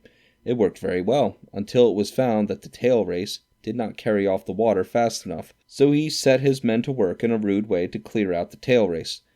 They scratched a kind of ditch down the middle of the dry channel, throwing the coarser stones to one side, then letting on the water again. It would run with velocity down the channel, washing away the dirt, thus saving labor. This course of action was repeated several times, acting exactly like the long tom, afterward resorted to by the miners. As Marshall himself was working in this ditch, he observed particles of yellow metal which he gathered up in his hand, when it seemed to have suddenly flashed across his mind that it was gold. After picking up about an ounce, he hurried down to the fort to report to Captain Sutter his discovery. Captain Sutter himself related to me Marshall's account, saying that, as he sat in his room at the fort one day in February or March 1848, a knock was heard at his door, and he called out, "Come in." In walked Marshall, who was a half-crazy man at best, but then looked strangely wild. "What is the matter, Marshall?" Marshall inquired if anyone was within hearing, and began to peer about the room, and looked under the bed, when Sutter, fearing that some calamity had befallen the party up at the sawmill, and that Marshall was really crazy, began to make his way to the door, demanding of Marshall to explain what was the matter. At last he revealed his discovery, and laid before Captain Sutter the pellicles of gold he had picked up in the ditch. At first, Sutter attached little or no importance to the discovery, and told Marshall to go back to the mill, and say nothing of what he had seen to Mr. Wilmer, or anyone else. Yet, as it might add value to the location, he dispatched to our headquarters at Monterey, as I have already related, the 2 men with a written application for preemption to the quarter section of land at Coloma. Marshall returned to the mill, but could not keep out of his wonderful ditch, and by some means the other men employed there learned his secret. They then wanted to gather the gold, and Marshall threatened to shoot them if they attempted it. But these men had sense enough to know that if placer gold existed at Coloma, it would also be found farther downstream, and they gradually prospected until they reached Mormon Island, 15 miles below, where they discovered one of the richest placers on earth. These men revealed the fact to some other Mormons who were employed by Captain Sutter at a grist mill he was building still lower down the American Fork, and 6 miles above his fort. All of them struck for higher wages, to which Sutter yielded, until they asked $10 a day, which he refused, and the 2 mills on which he had spent so much money were never built, and fell into decay. In my opinion, when the Mormons were driven from Nauvoo, Illinois, in 1844, they cast about for a land where they would not be disturbed again, and fixed on California. In the year 1845, a ship, the Brooklyn, sailed from New York to California, with a colony of Mormons, of which Sam Brannan was the leader, and we found them there on our arrival in January 1847. When General Kearny, at Fort Leavenworth, was collecting volunteers early in 1846 for the Mexican War, he, through the instrumentality of Captain James Allen, brother to our quartermaster, General Robert Allen, raised the battalion of Mormons at Canesville, Iowa, now Council Bluffs, on the express understanding that it would facilitate their migration to California. But when the Mormons reached Salt Lake in 1846, they learned that they had been forestalled by the United States forces in California, and they then determined to settle where they were. Therefore, when this battalion of 5 companies of Mormons, raised by Allen, who died on the way and was succeeded by Cook, was discharged at Los Angeles, California in the early summer of 1847, most of the men went to their people at Salt Lake, with all the money received as pay from the United States. Invested in cattle and breeding horses, one company re-enlisted for another year, and the remainder sought work in the country. As soon as the fame of the gold discovery spread through California, the Mormons naturally turned to Mormon Island, so that in July 1848 we found about 300 of them there at work. Sam Brannan was on hand as the high priest, collecting the tithes. Clark, of Clark's Point, an early pioneer, was there also, and nearly all the Mormons who had come out in the Brooklyn, or who had stayed in California after the discharge of their battalion, had collected there. I recall the scene as perfectly today as though it were yesterday. In the midst of a broken country, all parched and dried by the hot sun of July, sparsely wooded with live oaks and straggling pines, lay the valley of the American River, with its bold mountain stream coming out of the snowy mountains to the east. In this valley is a flat or gravel bed, which in high water is an island or is overflown, but at the time of our visit was simply a level gravel bed of the river. On its edges men were digging and filling buckets with the finer earth and gravel, which was carried to a machine made like a baby's cradle, open at the foot, and at the head a plate of sheet iron or zinc, punctured full of holes. On this metallic plate was emptied the earth, and water was then poured on it from buckets, while one man shook the cradle with violent rocking by a handle. On the bottom were nailed cleats of wood. With this rude machine 4 men could earn from $40 to $100 a day, averaging $16 for a gold ounce per man per day. While the sun blazed down on the heads of the miners with tropical heat, the water was bitter cold, and all hands were either standing in the water or had their clothes wet all the time. Yet there were no complaints of rheumatism or cold. We made our camp on a small knoll, a little below the island, and from it could overlook the busy scene. A few bush huts nearby served as stores, boarding houses, and for sleeping, but all hands slept on the ground, with pine leaves and blankets for bedding. As soon as the news spread that the governor was there, persons came to see us and volunteered all kinds of information, illustrating it by samples of the gold, which was of the uniform kind, scale gold, bright and beautiful. A large variety of every conceivable shape and form was found in the smaller gulches round about, but the gold in the riverbed was uniformly scale gold. I remember that Mr. Clark was in camp, talking to Colonel Mason about matters and things generally, when he inquired, "Governor, what business has Sam Brannan to collect tithes here?" Clark admitted that Brannan was the head of the Mormon Church in California, and he was simply questioning as to Brannan's right, as high priest, to compel the Mormons to pay him the regular tithes. Colonel Mason answered, "Brannan has a perfect right to collect the tax if you Mormons are fool enough to pay it." "Then," said Clark, "I for one won't pay it any longer."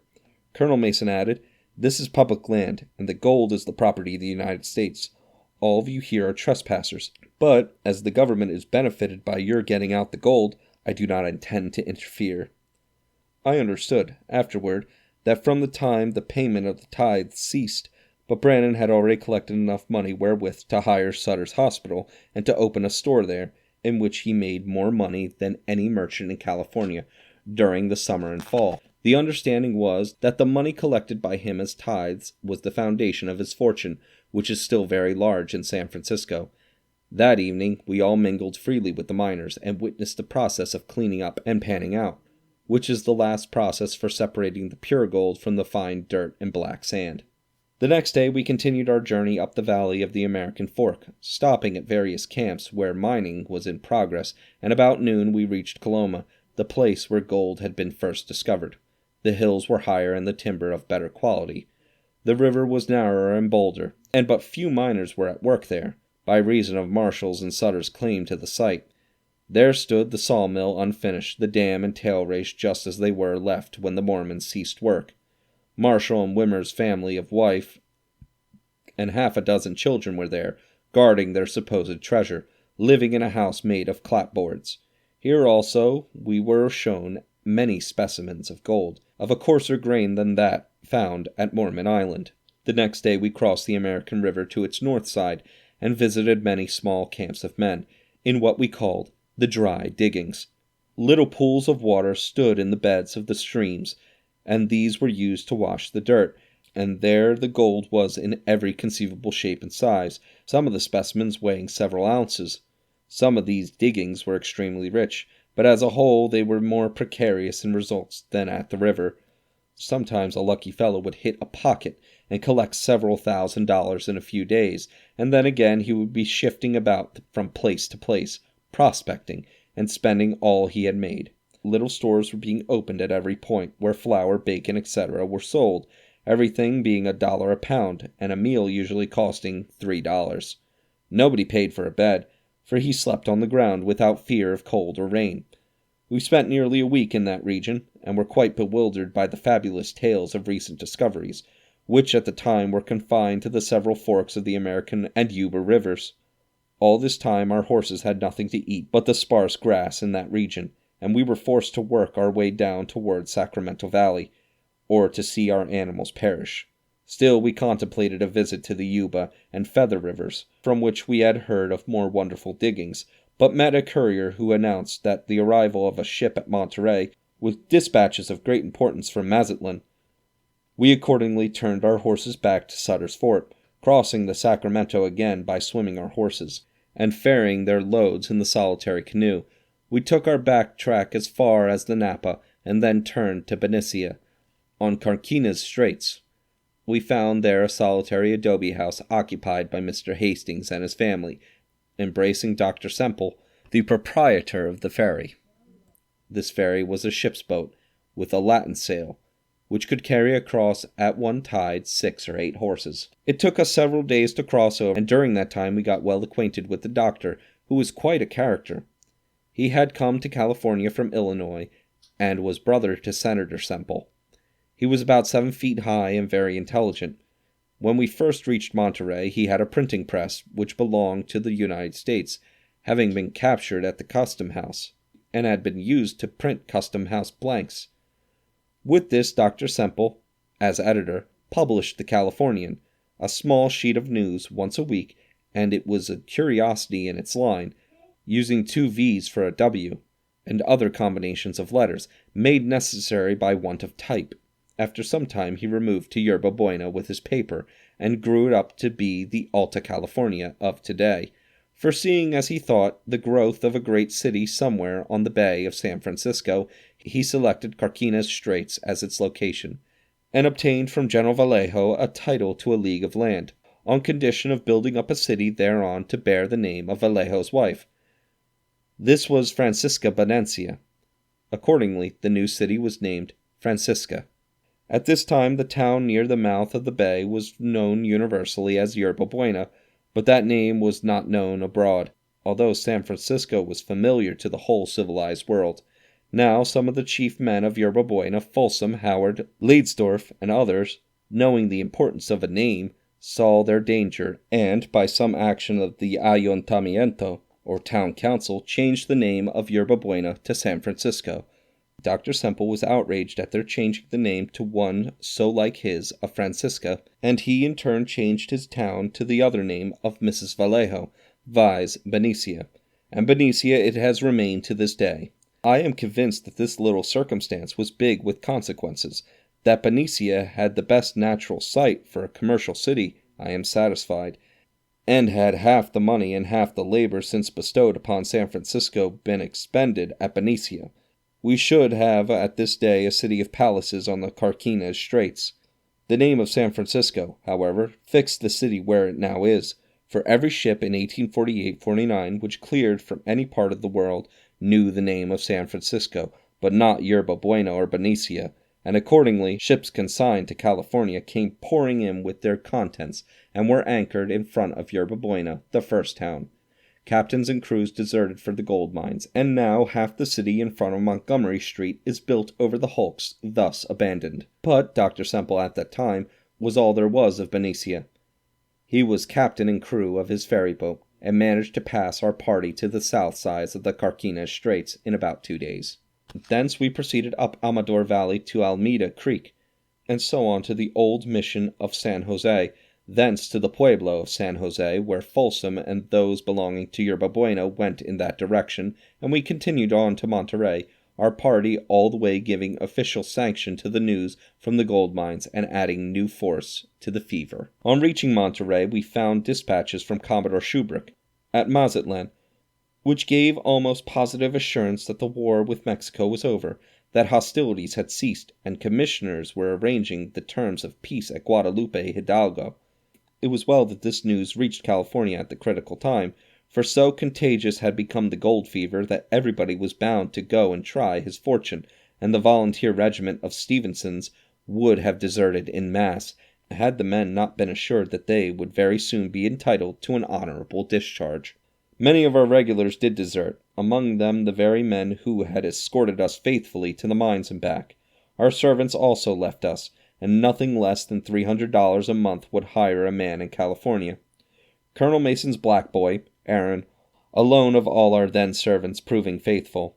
We were forced to resort to all manner of shifts to live. At first we had a mess with a black fellow we called Butamente as cook, but he got the fever and had to go.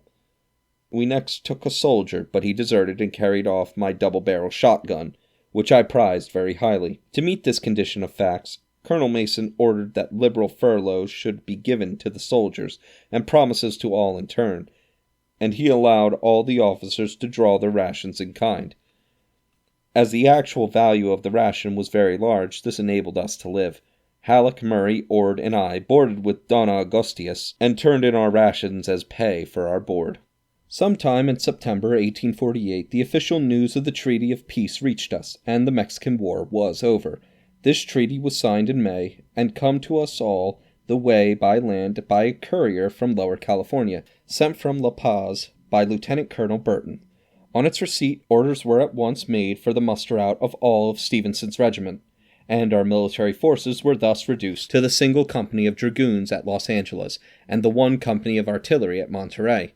Nearly all business had ceased, except that connected with gold, and during that fall Colonel Mason, Captain Warner, and I made another trip up to Sutter's Fort, going also to the newly discovered mines on the Stanislaus, called Sonora, named from the miners of Sonora, Mexico, who had first discovered them. We found there pretty much the same state of facts as before existed at Mormon Island and Coloma, and we daily received intelligence of the opening of still other mines north and south. But I have passed over a very interesting fact. As soon as we had returned from our visit to the gold mines, it became important to send home positive knowledge of this valuable discovery. The means of communication with the United States were very precarious, and I suggested to Colonel Mason that a special courier ought to be sent, that Second Lieutenant Loser had been promoted to First Lieutenant and was entitled to go home. He was accordingly detailed to carry the news. I prepared with great care the letter to the Adjutant General of August 17, 1848, which Colonel Mason modified in a few particulars, and, as it was important to send not only the specimens which had been presented to us along our route of travel, I advised the Colonel to allow Captain Folsom to purchase and send to Washington a large sample of the commercial gold in general use, and to pay for the same out of the money in his hands known as the Civil Fund, arising from the duties collected at the several ports in California. He consented to this, and Captain Folsom bought an oyster can full at $10 the ounce, which was the rate of value at which it was then received at the custom house.